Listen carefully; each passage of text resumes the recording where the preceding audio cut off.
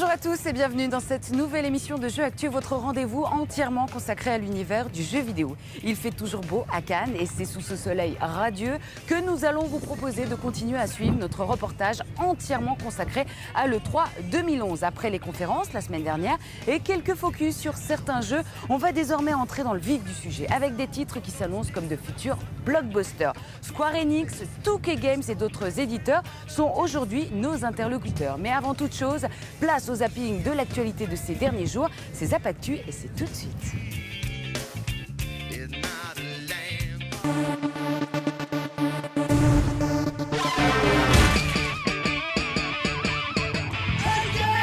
Salut à tous, bienvenue dans ce nouveau numéro de Zap Actu, le meilleur de l'actualité de la semaine. Et voici tout de suite ce qu'il ne fallait pas manquer.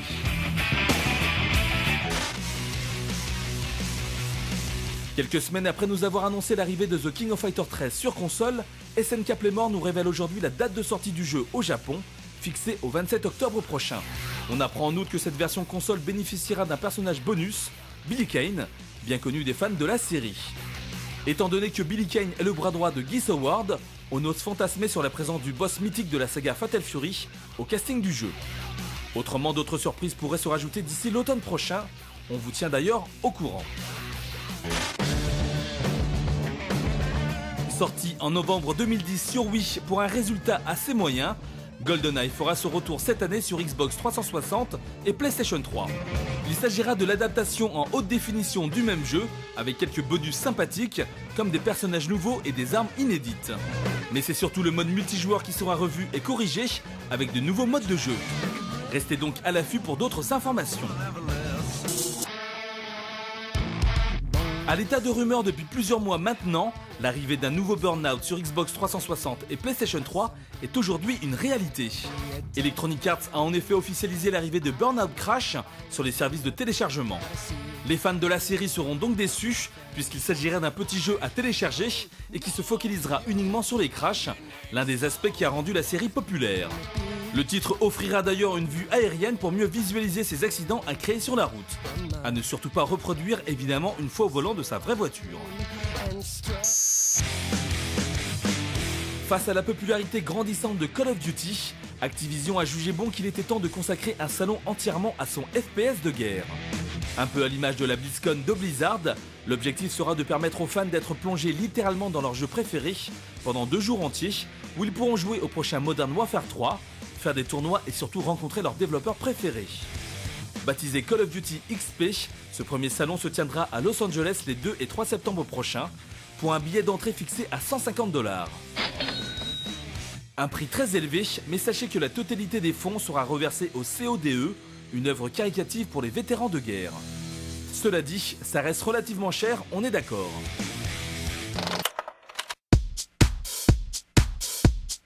Pour notre deuxième partie du reportage consacré entièrement à l'E3 2011, nous allons vous parler de titres qui risquent de faire parler d'eux au moment de leur sortie.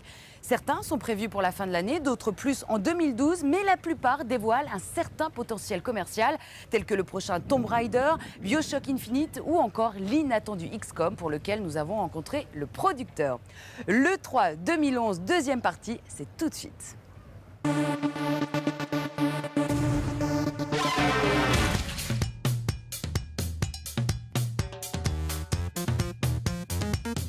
Pour cette deuxième journée marathon ici au Convention Center de Los Angeles, nous avons commencé notre aventure chez Square Enix, qui proposait tout un tas de bons jeux à venir.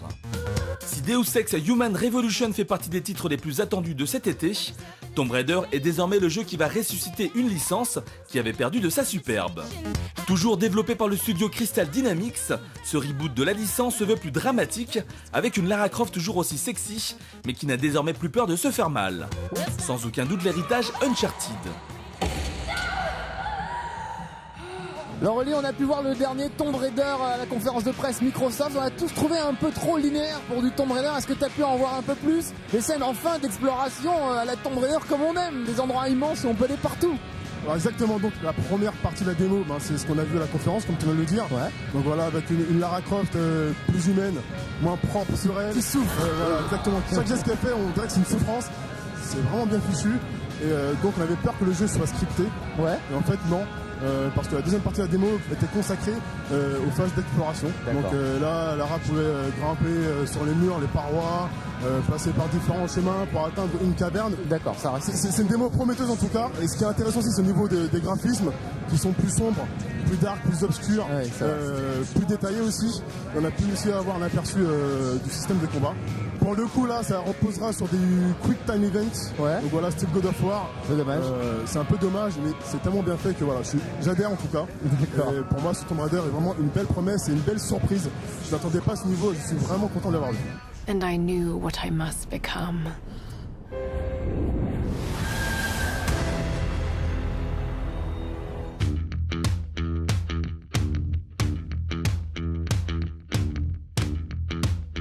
Il dit qu'il est temps de se remuer un petit peu. On va aller faire un tour du côté de Kinect pour voir ce qui s'y passe. Évidemment, on aura du Dance Central 2.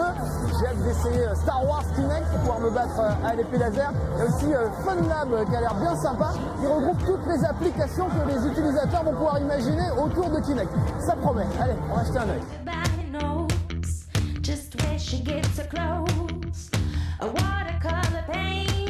J'ai essayé Dance Central 2, le gros intérêt c'est qu'on peut jouer à deux, comme son nom l'indique. Ça c'est assez génial, il n'y en a pas un qui reste sur le canapé à regarder. Tout le monde peut bouger, peut même sortir carrément et revenir, ça pose pas de problème au programme. Bon, je garantis pas mes talents de danseur, mais je vais faire ce que je peux. Ça va, je maîtrise.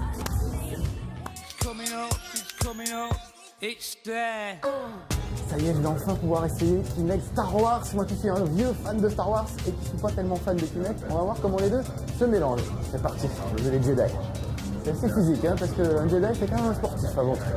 Et moi, pas très sportif. C'est assez génial hein, de faire les mouvements, utiliser son sabre laser, sauter, s'avancer, faire un droïde. Et ce truc, c'est que c'est qu'un ride finalement. Je ne choisis pas l'endroit où je vais aller. Bien nettoyé, c'est crevant hein, d'être un Jedi. On va pouvoir essayer Kinect FunLab. C'est plein de petites applications rigolotes qui utilisent Kinect. C'est assez marrant parce qu'il y a vraiment des idées assez brillantes. Surtout, on va voir si ça marche par rapport à ce qu'on a pu voir à la conférence de presse de Microsoft, où tout marche super bien. Et dans la réalité, où à mon avis, ça marche tout de suite un peu moins bien.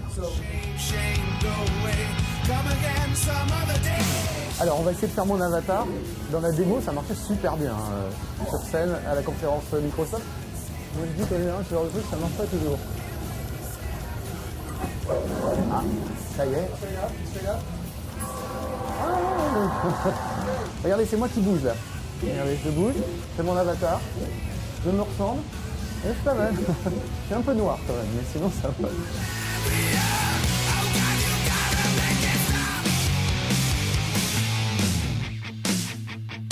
Chez 2K Games, on croit énormément au potentiel du nouveau XCOM.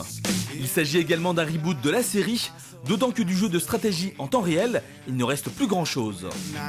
FPS comme beaucoup d'autres désormais, XCOM proposera néanmoins un gameplay basé sur la gestion des troupes et l'analyse des situations pour s'en sortir. On a pu rencontrer l'une des têtes pensantes du projet chez 2K Marine, écoutons-le. L'année dernière, on a commencé à développer un jeu très orienté action, c'était presque un run and gun, il n'y avait quasiment pas de stratégie et la notion d'équipe n'existait même pas. Du coup, on a décidé d'ajouter de la stratégie dans le gameplay, avec la possibilité de faire une pause en pleine partie, afin de donner des ordres à vos coéquipiers pendant que le jeu tourne au ralenti. Ce qu'il faut savoir, c'est que chacune de vos actions vous coûte un peu de votre temps, hein, comme dans le jeu original. On a donc apporté des changements pour ressembler à la série d'origine.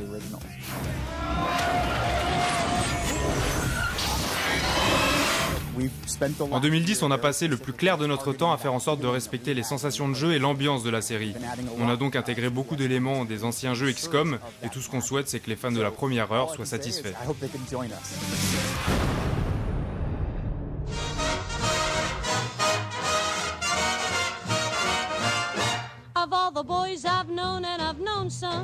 Difficile également de passer à côté de BioShock Infinite, le troisième épisode d'une série qui a su révolutionner le monde du FPS.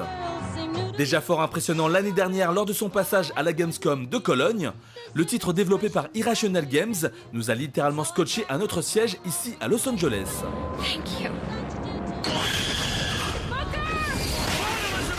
Il faut dire que la démo de 15 minutes avait de quoi nous faire vibrer, puisqu'elle dévoilait notamment l'interaction entre le héros DeWitt et Elizabeth, qui dispose d'ailleurs de pouvoirs impressionnants.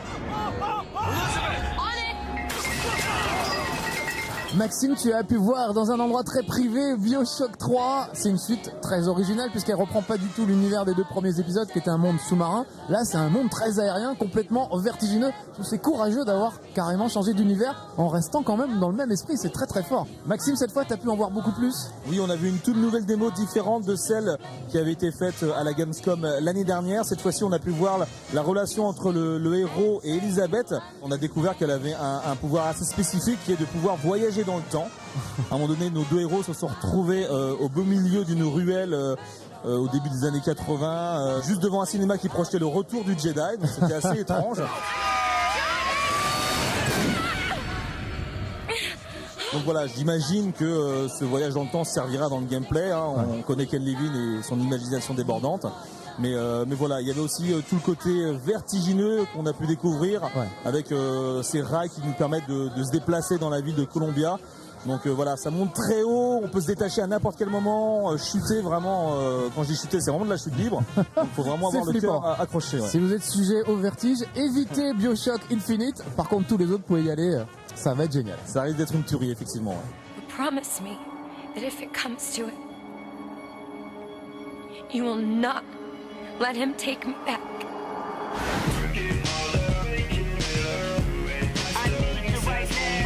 Direction maintenant le stand d'Ubisoft qui proposait également un line-up riche et imposant. Entre Driver San Francisco, Assassin's Creed Revelation et le prochain Ghost Recon Online, il y avait de quoi s'amuser, mais c'est avant tout Rayman Origins qui a attiré notre attention. En effet, après s'être fait voler la vedette par les lapins crétins, Rayman fait son grand retour sur console dans un titre qui sent bon les années 80. Réalisation entièrement en 2D et gameplay à l'ancienne, Rayman Origins est supervisé par un Michel Ancel heureux de revenir à l'E3 et de répondre à nos questions. Je suis avec un chevalier, mesdames, messieurs, Michel Ancel, chevalier des arts et des lettres, et l'un des plus grands créateurs de jeux vidéo français. On est ravis de retrouver Rayman enfin tout seul sur le devant de la scène. Et alors c'est une sorte de reboot, c'est très à la mode en ce moment. Donc c'est comme ça que tu le voyais ou Alors pas exactement, parce qu'en fait on reste quand même sur les fondamentaux, je dirais, de l'histoire de Rayman. Donc là ça se passe loin en fait après les Rayman, mais on va pouvoir dans ce Rayman là explorer les origines en fait de Rayman. Ça se situe toujours dans la continuité des autres Rayman. Alors pourquoi être revenu à ce bon vieux gameplay de quand on était petit Justement parce qu'il est bon. Bah il n'est pas que vrai. vieux. Oui. Voilà, non, bah oui, parce que c'est top en fait. La 2D maintenant en plus en HD, on a une image il n'y a plus de polygones, on est revenu à du pixel, mais du pixel qui est tellement petit qu'on le voit pas. Ouais, donc on est dans une espèce de dessin animé interactif, mais interactif justement. Donc c'est ce qu'on cherchait en fait, l'interactivité, la précision du platforming, et on l'a surtout en 2D. La 2D ça permet aussi de jouer à plusieurs, puisqu'en fait au lieu d'avoir une caméra qui cache ou de couper l'écran 19, on est sur le même écran, on voit où sont les potes, on voit où sont les enjeux, et donc ça crée des situations qui sont assez rigolotes. Bon bah merci Michel, moi je vais aller y jouer, j'ai envie maintenant. Merci. Ciao.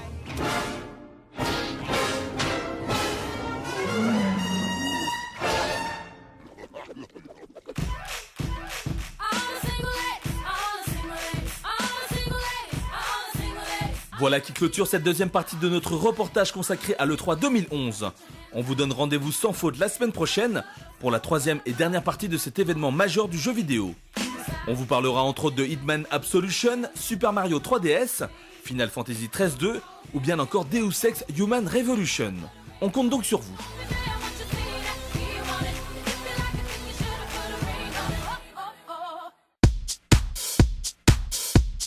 Jeux Actu, l'émission spéciale E3 2011, deuxième partie, c'est fini pour aujourd'hui. Merci encore de nous avoir suivis. J'espère d'ailleurs que vous avez passé un agréable moment en notre compagnie. Je vous donne rendez-vous la semaine prochaine pour la troisième et dernière partie de notre reportage consacré au salon de Los Angeles. Comme d'habitude, vous pouvez vous rendre sur notre site internet jeuactu.com pour obtenir toutes les dernières infos du jeu vidéo en temps réel. À la semaine prochaine, d'ici là, prenez soin de vous, mais surtout, amusez-vous bien. Ciao, ciao.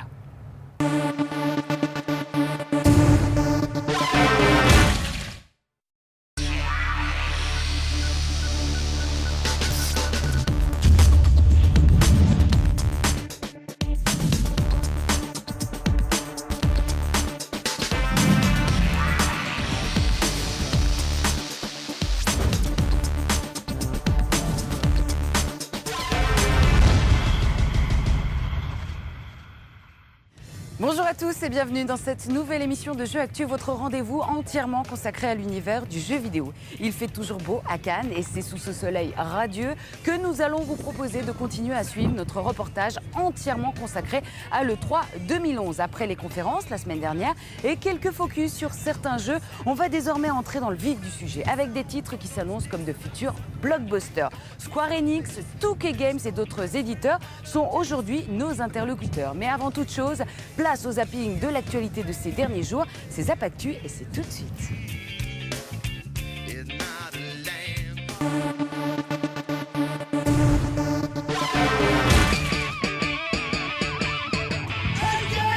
Salut à tous, bienvenue dans ce nouveau numéro de Zap Actu, le meilleur de l'actualité de la semaine. Et voici tout de suite ce qu'il ne fallait pas manquer.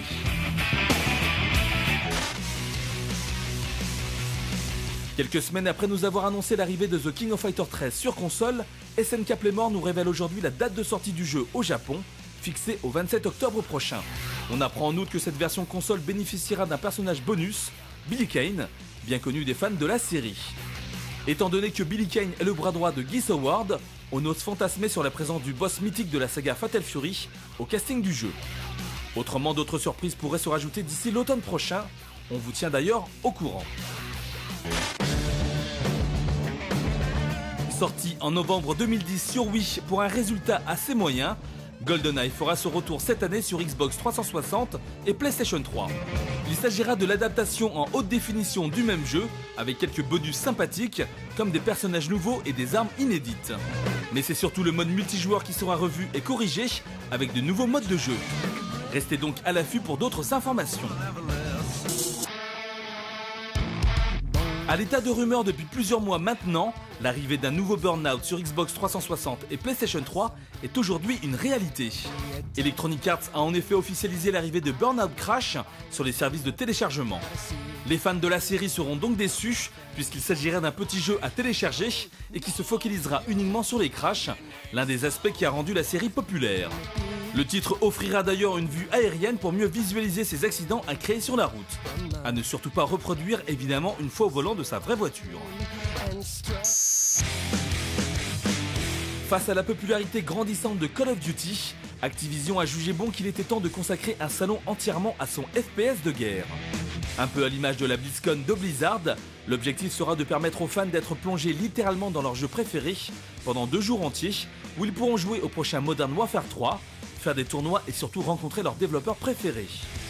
Baptisé Call of Duty XP, ce premier salon se tiendra à Los Angeles les 2 et 3 septembre prochains pour un billet d'entrée fixé à $150. Un prix très élevé, mais sachez que la totalité des fonds sera reversée au CODE, une œuvre caritative pour les vétérans de guerre. Cela dit, ça reste relativement cher, on est d'accord.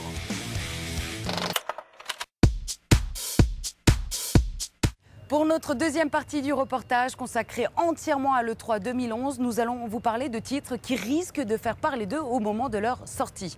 Certains sont prévus pour la fin de l'année, d'autres plus en 2012, mais la plupart dévoilent un certain potentiel commercial, tel que le prochain Tomb Raider, BioShock Infinite ou encore l'inattendu XCOM pour lequel nous avons rencontré le producteur. L'E3 2011, deuxième partie, c'est tout de suite.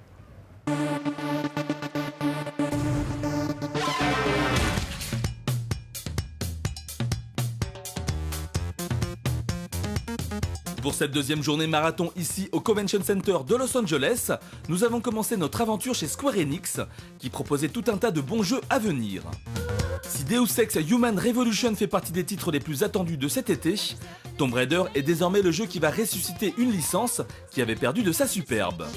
Toujours développé par le studio Crystal Dynamics, ce reboot de la licence se veut plus dramatique, avec une Lara Croft toujours aussi sexy, mais qui n'a désormais plus peur de se faire mal.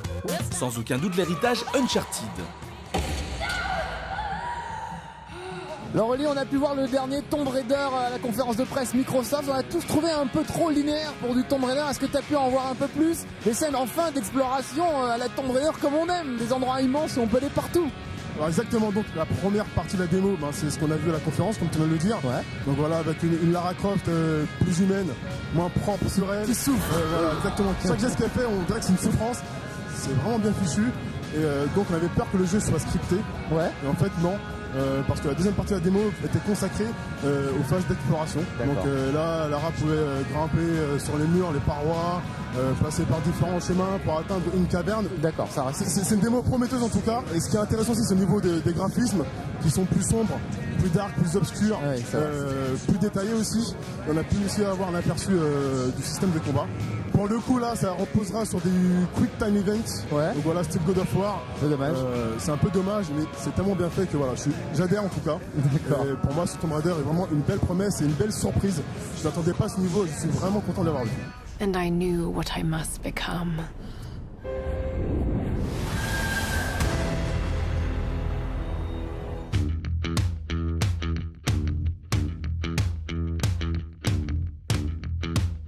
Il dit qu'il est temps de se remuer un petit peu. On va aller faire un tour du côté de Kinect pour voir ce qui s'y passe. Évidemment, on aura du Dance Central 2. J'ai hâte d'essayer Star Wars Kinect pour pouvoir me battre à l'épée laser. Il y a aussi FunLab qui a l'air bien sympa. Il regroupe toutes les applications que les utilisateurs vont pouvoir imaginer autour de Kinect. Ça promet. Allez, on va jeter un œil.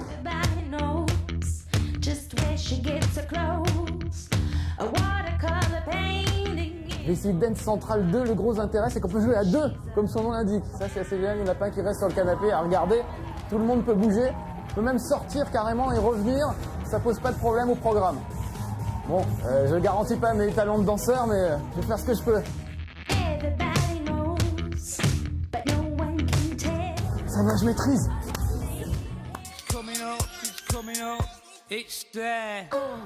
Ça y est, je vais enfin pouvoir essayer Kinect Star Wars. Moi qui suis un vieux fan de Star Wars et qui ne suis pas tellement fan de Kinect, on va voir comment les deux se mélangent. C'est parti, le jeu des Jedi.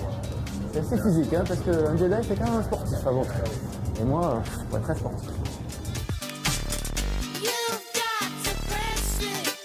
C'est assez génial hein, de faire les mouvements, utiliser son sabre laser, sauter, s'avancer et faire un droïde. Et ce truc c'est que c'est qu'un ride finalement, je ne choisis pas l'endroit où je vais aller. Bien nettoyé, c'est crevant hein, d'être un Jedi. On va pouvoir essayer Kinect FunLab. C'est plein de petites applications rigolotes qui utilisent Kinect. C'est assez marrant parce qu'il y a vraiment des idées assez brillantes. Surtout, on va voir si ça marche par rapport à ce qu'on a pu voir à la conférence de presse de Microsoft, où tout marche super bien. Et dans la réalité, où à mon avis, ça marche tout de suite un peu moins bien. Alors, on va essayer de faire mon avatar. Dans la démo, ça marchait super bien sur scène à la conférence Microsoft. Moi, je dis qu'en général, ce genre de truc, ça marche pas toujours.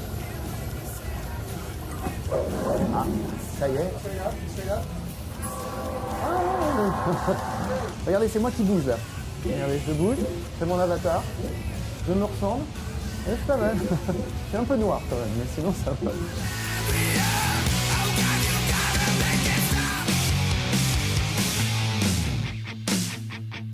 Chez 2K Games, on croit énormément au potentiel du nouveau XCOM. Il s'agit également d'un reboot de la série, d'autant que du jeu de stratégie en temps réel, il ne reste plus grand chose. FPS comme beaucoup d'autres désormais, XCOM proposera néanmoins un gameplay basé sur la gestion des troupes et l'analyse des situations pour s'en sortir. On a pu rencontrer l'une des têtes pensantes du projet chez 2K Marine, écoutons-le. L'année dernière, on a commencé à développer un jeu très orienté action, c'était presque un run and gun, il n'y avait quasiment pas de stratégie et la notion d'équipe n'existait même pas. Du coup, on a décidé d'ajouter de la stratégie dans le gameplay, avec la possibilité de faire une pause en pleine partie, afin de donner des ordres à vos coéquipiers pendant que le jeu tourne au ralenti. Ce qu'il faut savoir, c'est que chacune de vos actions vous coûte un peu de votre temps, hein, comme dans le jeu original. On a donc apporté des changements pour ressembler à la série d'origine.